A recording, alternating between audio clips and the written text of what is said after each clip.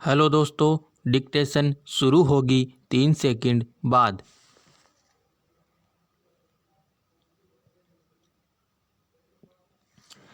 इस समय समूचे विश्व की सबसे बड़ी समस्या जलवायु परिवर्तन बनके उभर रही है। इसके भयानक दुष्परिणाम सामने आ रहे हैं। भारत जैसे समशीतोष्ण जलवायु के अलावा विश्व के ऐसे भी देश इसकी चपेट में है जिनकी जलवायु या तो ठंडी है या फिर गर्म। इनके असर का सीधा उदाहरण पशुओं, पक्षियों और कीटों के बदले व्यवहार में देखने को मिल रहा है। जलवायु में इस तरह का बदलाव जीवों को मौसमी बदलावों के मुताबिक ढलने या नया बसेरा खोजने पर मजबूर कर रहा है। जलवायु परिवर्तन का सबसे पहला और बड़ा असर सागरों पर पड़ रहा है। दरअसल एक सिद्धांत के अनुसार पृथ्वी पर जीवन की शुरुआत सागरीय जीवन से ही हुई है।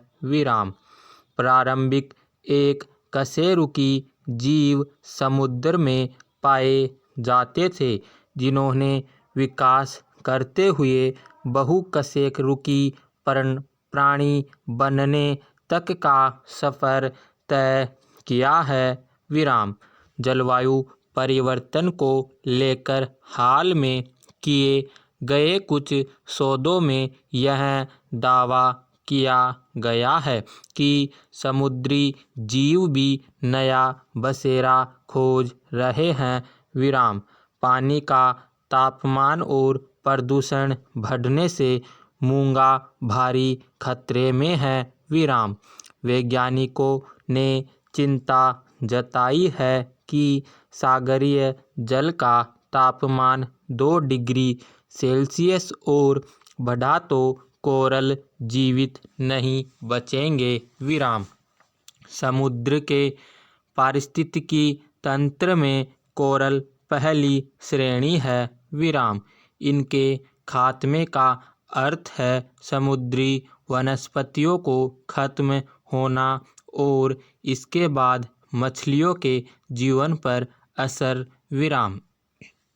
साल 2017 में हरिद्वार में गुरुकुल कांगड़ी विश्वविद्यालय के पर्यावरण विभाग ने एक शोध किया था।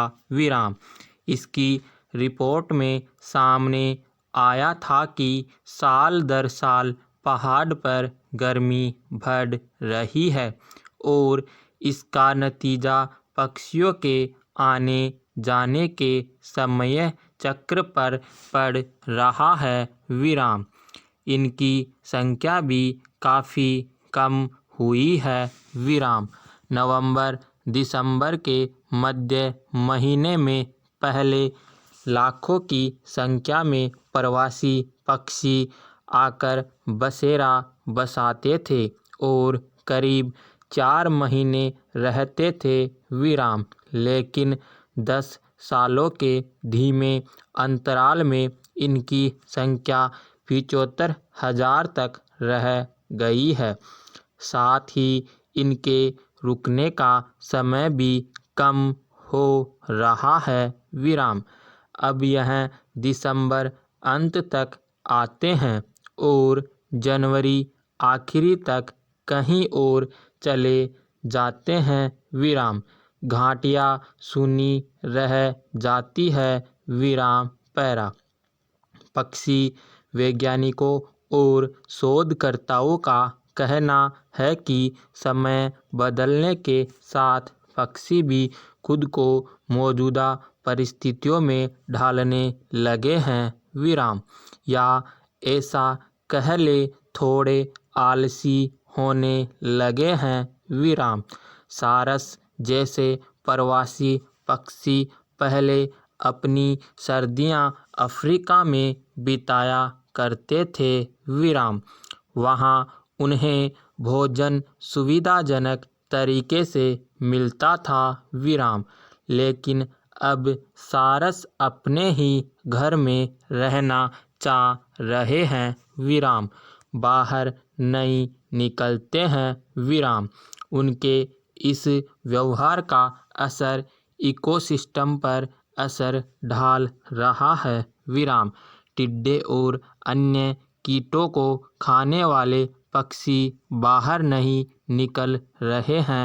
विराम इनकी संख्या में भी कमी हो रही है। विराम दूसरी ओर पेड़ की छालों में रहने वाले झिंगुरों की संख्या बढ़ेगी। विराम इससे जंगल को बुरा असर पड़ेगा।